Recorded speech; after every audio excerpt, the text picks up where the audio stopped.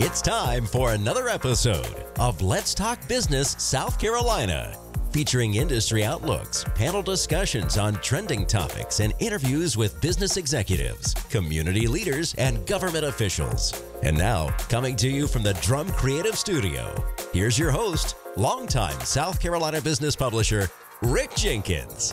Hello, everyone. Welcome to another episode of Let's Talk Business South Carolina. We are up to episode number 32. I'm your host, Rick Jenkins, and as always, we are coming to you from the Drum Creative Studios. Today, we're going to be talking about cybersecurity and the challenges that it presents if we are not careful and if we are not vigilant. Protecting ourselves and our companies from cyber attacks is one of the most important things that we can do. And if you are a business owner or if you are a technology officer, I bet from time to time you have lost sleep thinking about what might happen or what could happen. As technology advances, unfortunately, so does the ability of the hackers. And we're going to hear about some of that today. We need to be on the lookout for a lot of things when you're talking about cyber issues. Ransomware attacks, IoT attacks, AI attacks, phishing attacks, cryptocurrency attacks, anything and everything, the list goes on. Today, we're going to hear about a real-world challenge that thankfully was solved by a real-world solution, and these two guys here are going to help me have that conversation. First of all, Reed Wilson, the owner and the CEO at Palmetto Technology Group, or PTG, welcome. Thank you. And Clay Marjorie, you are the president of I&M Industrials. Yes, sir. So I got that right? That is right. Clay, Reed, it's good to have you guys here. Thanks so much. Appreciate it. Well, I am sorry that we're here to have this conversation. However, I think everything turned out good, but I am looking forward to hearing about what happened and how it was fixed. But before we get into that, let's just set the stage a little bit. Now, I&M Industrials, and I want to make sure that I say it right, you guys are a supplier of air compressors, a compressed air solutions provider, and a consultant in that industry. And of course, Reed at PTG, you all are a technology solutions provider and provide all kinds, an array of services for folks. But let's start with you, Clay. Give me a little elevator speech briefly about what you do in your company. Sure. So we, like you said, we sell and service air compressors, industrial air compressors. So manufacturers use compressed air as a utility. And we have service techs that go out and service those machines, sales guys that obviously sell them. And then we have a different side to our business. It's kind of more on the commodity side, solenoid valves, pressure gauges, switches, pumps, that kind of thing. So basically anything that has something to do with manufacturing, compressed air side. Got it. And Reed, you've been with us a couple times. Welcome back. Good to see you. Tell me about PTG. Yeah, so PTG is an IT service provider, what's commonly called a managed service provider, an MSP. We primarily work with small and medium-sized businesses like Clay's, for example, just to help them make sure that their business is staying safe, secure, but more importantly, their employees are productive. Right. Clay, how big is your company? About 25 employees. 25 employees. Okay. I'm going to read some statistics here and just kind of bring the viewers and the listeners just, again, kind of set the stage a little bit. Cybercrime up 300% since COVID. I want to hear why you think that's the case since COVID here in a second. But a couple other statistics. A cyber attack occurs every 39 seconds. More than 800,000 people fall victim to cyber attacks each year. Companies lose more than $17,000 every minute due to phishing. Amazing. 17% of all data breaches involve malware infections, and more than 700 million ransomware attacks occurred just last year. These cyber criminals, they don't mess around, right? No, I had a leader, I think it was Larry Blackwell who said it. He was quoting, I think it was Willie Rivers, why do you rob the banks? And the answer is because that's where the money is, right? And because he could. And because he could, right? And I think one of the reasons that we're seeing this skyrocket is because it works and it's highly profitable. It's up since COVID just because more and more folks are working from home, and typically they're not behind the corporate firewall. So some of the security measures that are in place are that they don't have those if they're working from home, obviously, versus working inside the office. I never stopped to think about that. When I saw the statistic, I was just thinking, why would it be up so much? But it's because of remote work. Yeah, a lot of folks are using their personal devices now too. It's pretty common. We see a ton of that going on, and so that's been really the primary driver is the work from home phenomenon. Lesson learned, right? For sure. Okay, Clay. So the challenge that occurred and the solution, thankfully, that occurred afterward, how long ago was this? Are we talking? October of 21. Okay, so this was a few years ago. So you've had time to recuperate a little, right, and think a lot about what happened. So let's just walk that through for a second. Now, before this happened, you already knew of Reed and PTG, though, correct? That's right. They were not your provider at the time, but you knew of them. Correct. Okay. Yeah. So you had a problem. Tell us about the problem.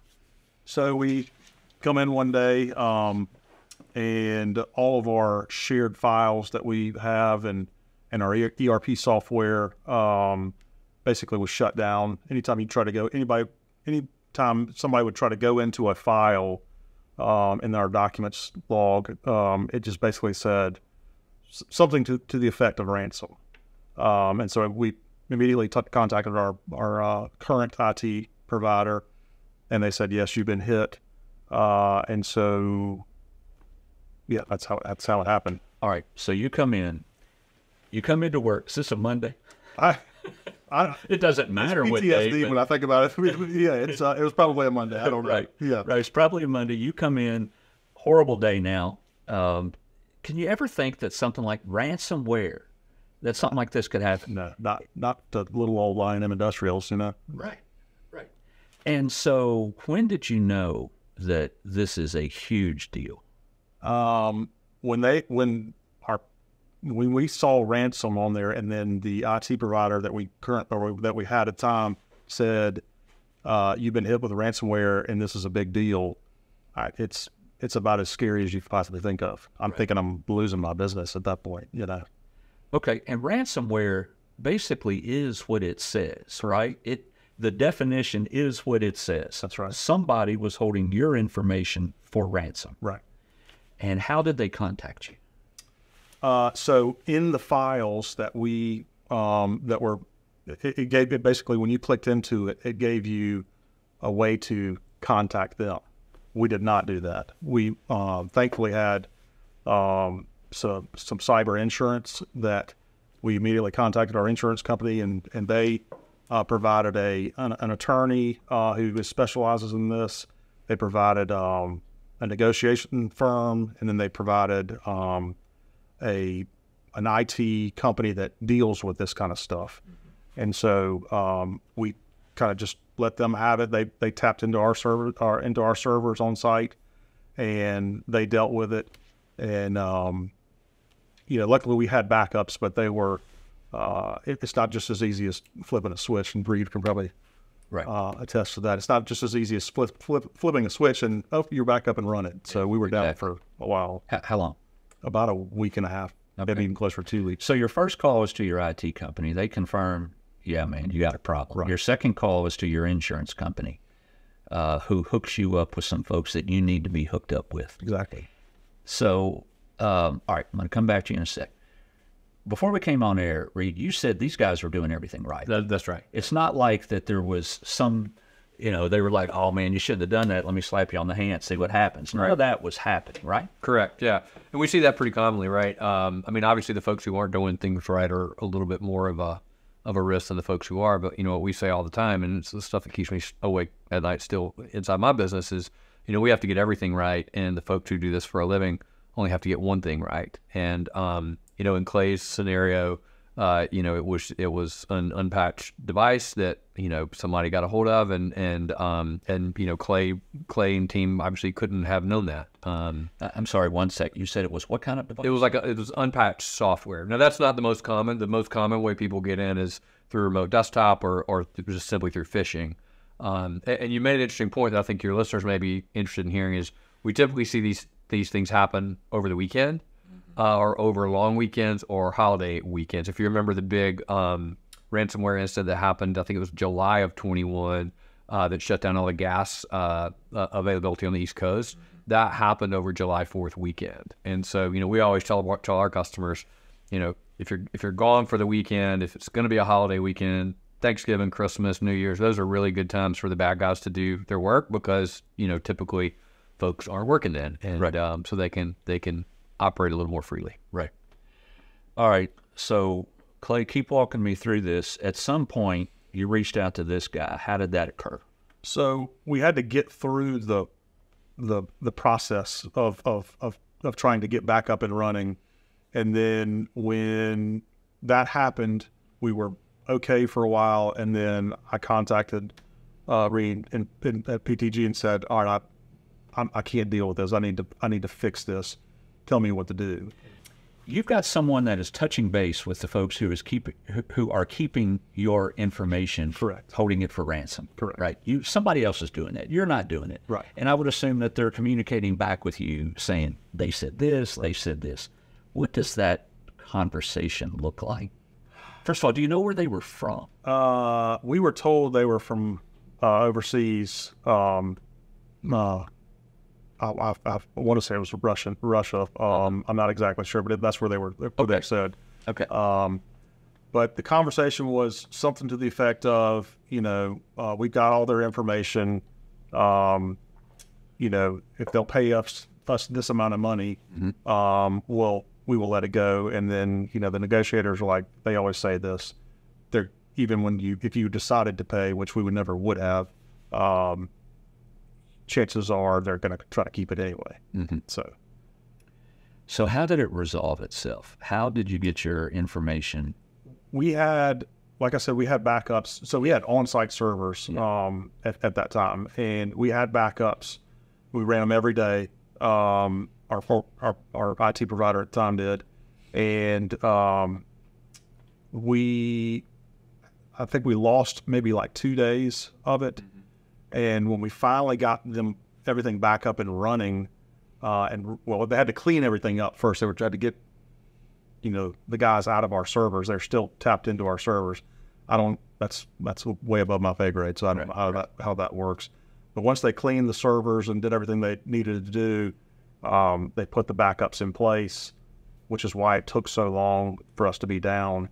And then, right. So at that point, you've got your information back. It was from your own backups, but you got somebody still saying, if you don't pay me, I'm going to do something with this information. Right. So now you're in a tough spot. How does that? What happens right then? It's a very tough spot. Yes, it's just one of those things where you kind of have to call their bluff. Right. I mean, right. Truly. I mean, it's something. And I kind of had conversations with myself and other people in my company and said, what are they going to do with that?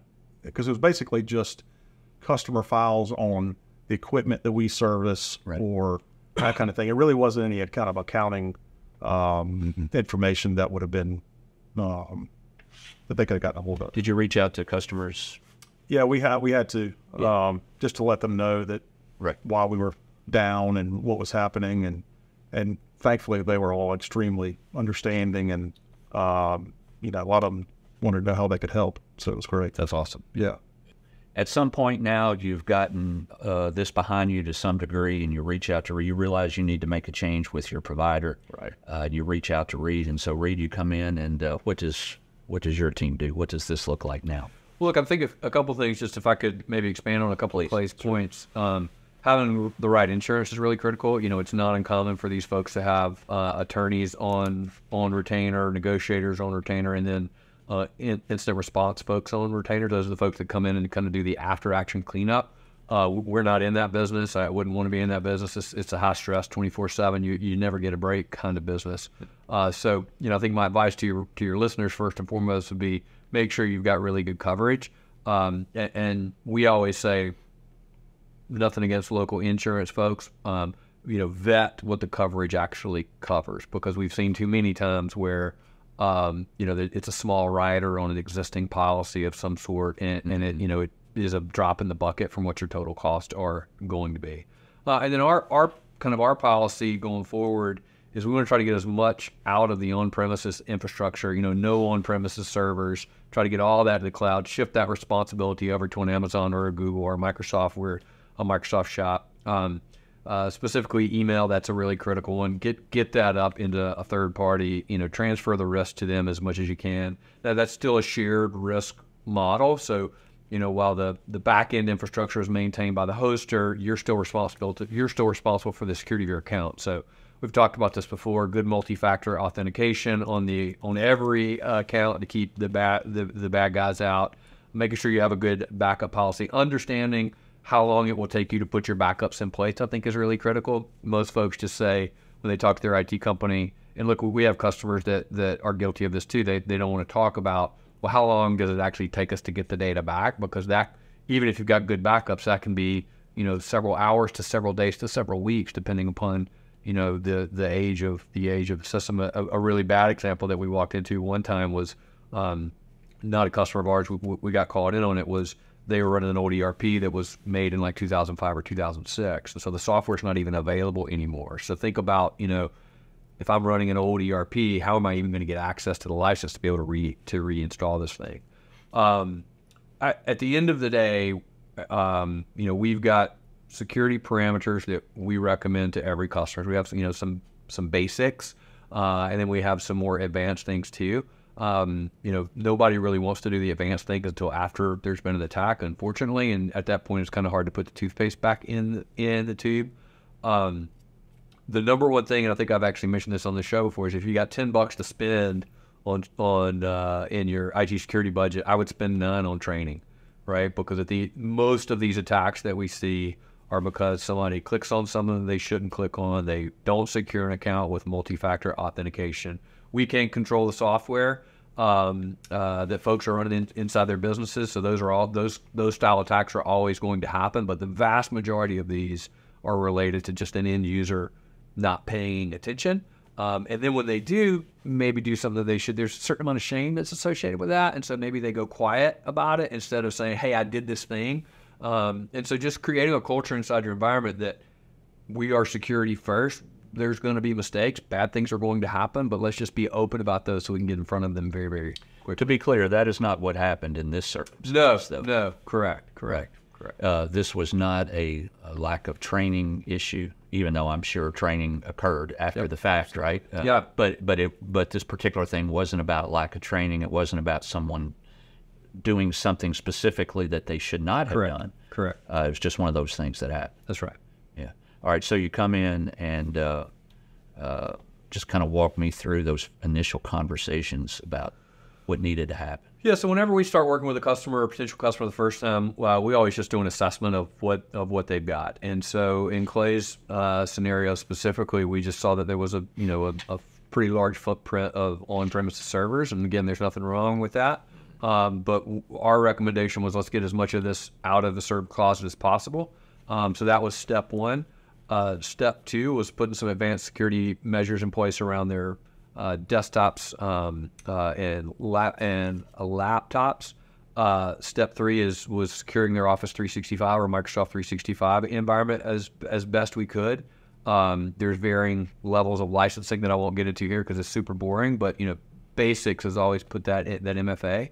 And the fourth thing that we did is we have an ongoing security awareness training that our customers can subscribe to. It sounds more onerous than it is. It's basically 1 hour of training for every new hire. It's all done online, self-facilitated, and then they get an email every week that's about a 2-minute training clip. And what's cool about that is it gives you kind of a score for that employee, almost like a credit score, that can show you who are your folks that are taking training seriously inside your business versus those who maybe aren't. Again, I think Clay is way out in front here because he made the decision, look, let's get as much of this into the cloud as possible. And that was really, I think, kind of the cornerstone for I'd hate to say keeping something like this from happening, because who knows, a cloud provider could certainly be compromised as well. But we wish more customers would think like Clay and say, how can I get this technology out of my server closet and into a third party? Last thing I'll say on that is sometimes people think, well, if I get it to a server in the cloud or get it to a third party's, there's less for me to manage. We actually found the opposite to be true. If we look at the hours that we spend in a customer that's pure cloud versus a customer that's hybrid or a customer that's all on-prem, we actually spend about 20 to 30% more time in the cloud environments. And the reason for that is if you think about when you're on-prem, everything is behind a firewall. It's a little easier to integrate. When you've got 3 or 4 different cloud systems, Now the edge is the internet. So anybody that has public access to the internet can now get to these production systems, and the integration efforts are a little bit greater. So it's a misnomer, I think, often to think, well, going to the cloud is going to be cheaper or easier because, we've got data that says that's not really true. Yeah, I understand. Clay, I'm sure, like we talked about in the beginning, this was probably a week or two of some really tough times. But as the dust began to settle, you brought Reed in and his group came in. How do you feel now about things moving forward? I feel a lot, obviously, a ton better. He basically, we had a conversation and said, this is not going to be cheap to do this, but it's the right thing to do. And at that point, all I could think about is it happening again. Yeah, right. And so I said, I don't, basically to the effect, I don't care what it costs. I just want to get it right so that, never have to think about it. I don't have to think about this. I don't want to, that's what the guy that Joseph that called on me the first time. And he said, what do you think about with IT? He said, I don't want to think about IT. I want to think about selling air compressors and servicing them and my business. I want you to handle the IT so that I don't have to worry about it. So, yeah. You talk about investment, and I'm sure it probably was an investment that made you go, ouch. There's no doubt about that. Sure. But it's also, like you say, probably the right thing to do. Right. Do you feel secure now? As much as one can be. Yes. And Reed, let me ask you too. Can he feel secure now as much as one can be? I think that's the qualifier, right? Right. I mean, I can tell you that of all of our customers, again, these folks are leading from the front. We hope this never happens to anybody. We certainly hope it doesn't happen to Clay again. But as I said earlier, right, like we've got to get everything right. The bad guys only have to get one thing right. Right. And so, as business owners here, this is all a game of risk. And so how do you balance the revenue and obviously the cost impact of doing something like this?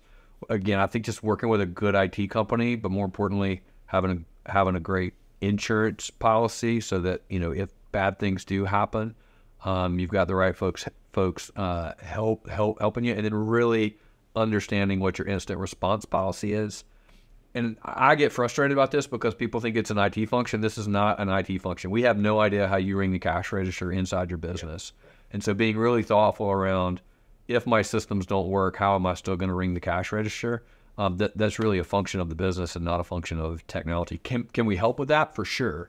But I can't tell you how many times we've had customers come and say, can you create the incident response policy for us? And our response to that is, we can help, but at the end of the day, you as the customer, you have to own that. Exactly. I'm going to get you both out of here on this last question, one for each of you, and I want them both to be pieces of advice. And Clay, I'm going to start with you. You're talking to business owners. We have a whole lot of them that watch and listen. What would you tell a business owner that may not be thinking too much about what you went through, and you didn't know you needed to think about it yourself, probably to the degree that you did? Advice for those guys. It can happen to you, no matter how big, small you are. It can happen to you, and it's one of the worst feelings that you can possibly think of. Yeah. Concerning your business, obviously, but yeah, it's they don't care who you are, how big you are, how small you are. If they can find an in, they're going to take it. Right. So it's definitely something. And even though we've switched over to PTG, it has been fantastic. Since then, we've increased our cyber insurance probably tenfold, just because I just want to have that safety. Just help you sleep at night. That's right. Yeah, right. And Reed, last thing for you.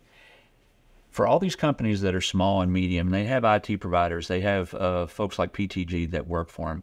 Do you have advice for them on what they should expect from those types of providers who do what you do? I mean, what are the types of things they should be having conversations with their provider?